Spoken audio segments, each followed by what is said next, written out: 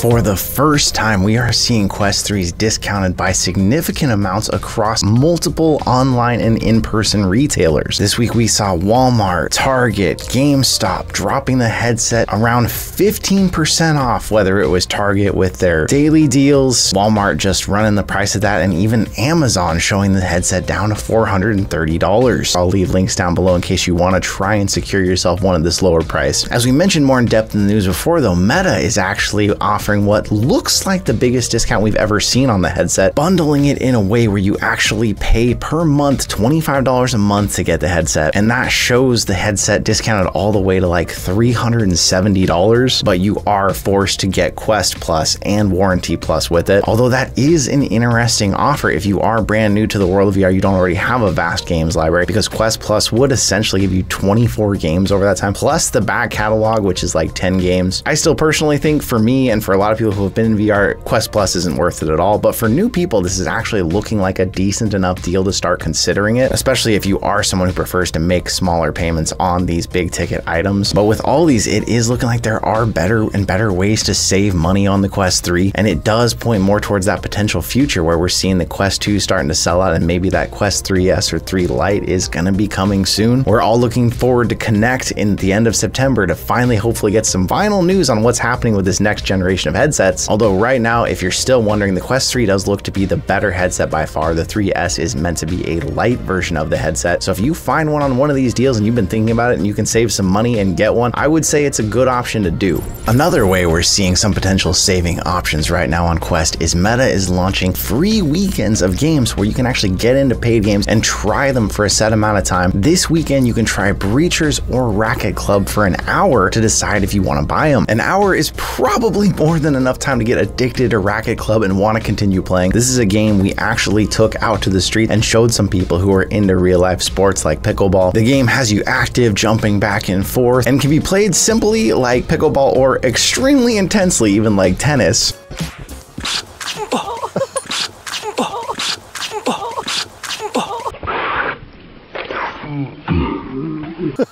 He's lost a hand strap. He's going crazy here. The free weekend has already started yesterday on the 12th, but if you want to check it out, it runs all the way through the end of the 15th. And to sweeten up the deal, if you do want to get Racket Club, Resolution Games sent us an exclusive discount code, although there is a limited number of codes, and those codes are only going to work for the next couple days as well. So if you've been thinking about Racket Club for a while, get in there, try that free hour, and then if you decide you like what you see, use that discount code. It'll be in the description, the comments down below. Thanks to them for sponsoring this week's news and continuing to make games like their other games that I like, Demio and Spatial Ops, that are helping push the boundaries of VR further. As we've seen the Quest 3 leaning more into multitasking with some of the new updates, including Update V67, we're also starting to see more of the power the headset potentially has, where one experiment, Upload VR, tried, they actually ran VR chat, the Quest game, and also tried running it flat screen at the same time, side-loaded on the headset. Now, obviously, this doesn't make sense for a lot of reasons, except maybe if you were someone like when we started the podcast, we used to actually record it in VR. You could, in theory, be on your Quest 3 as your actual avatar, and you could open up a 2D version of it with a different avatar, and that avatar could just be a third-person camera. This is interesting to see a peek at how good the Quest 3's multitasking actually is, though, and how you could potentially run other 2D apps that are side-loaded while still remaining in games, and it won't completely bog the headset down. Battery life might be another story, though.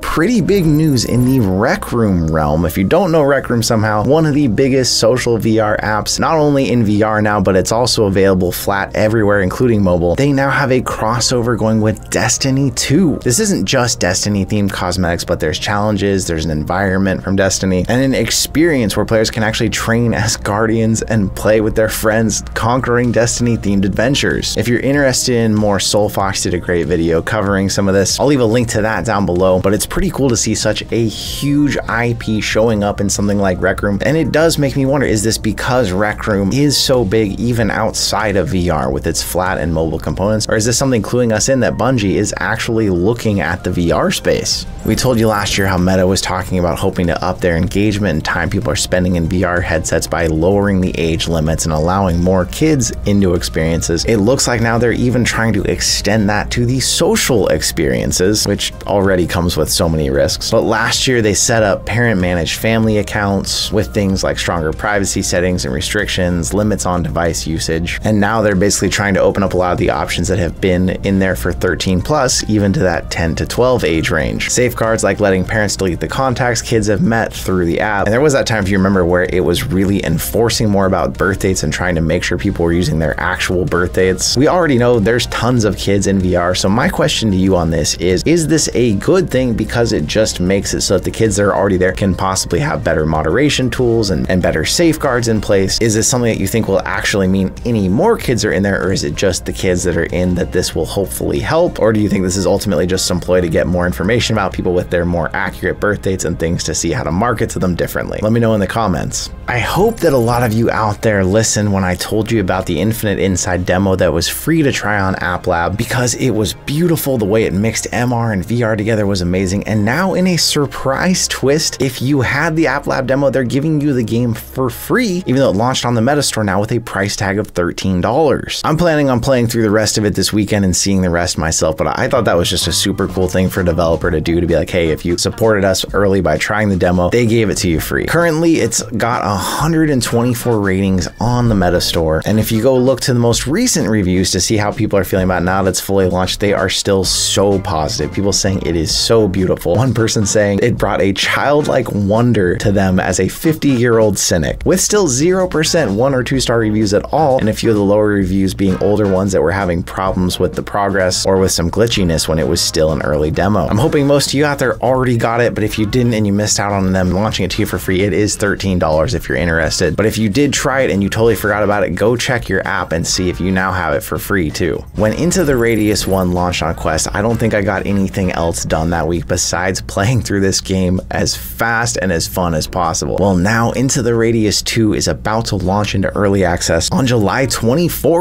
$40 with co-op action, more in the realm of that universe. Although reports had said this was only going to be Steam early access, we aren't going to be seeing this on the Quest, or at least not right away. But at first, they're saying there's going to be up to 2-player co-op and eventually up to 4 as the game progresses through early access. Personally, I can't wait to see what the game is like and how it changes playing with another person, but the problem is I gotta find someone who's into the tedious mechanics of the game. The game was really fun, but you were collecting like individual bullets, trying to make sure your gun had enough ammo when you went out into the race that you could survive and make it back. It was a punishingly brutal survival game, but for some reason, those mechanics, I just loved the game. It's great to have more exciting games, big IPs coming over, and ways to save money for those of you who still haven't quite made the plunge into VR. We've got some exciting news here on the channel we've been kind of teasing and talking about. We just got a package from Meta that's going to help support a new series we're working on too, but all this is happening because of all your support out there over the years. So thank you once again, and I'll see you in another reality.